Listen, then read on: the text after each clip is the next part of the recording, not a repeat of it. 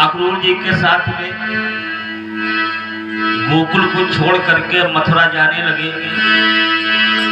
राधिका जी रास्ते में मिली और कहा कि श्याम,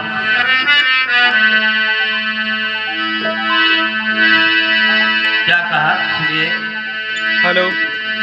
कहते हैं हेलो कि कन्हैया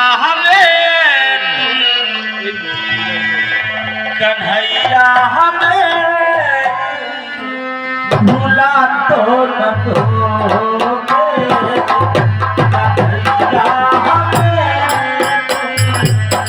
भुला तो न दोगे, कन्हैया हमें भुला तो न दोगे।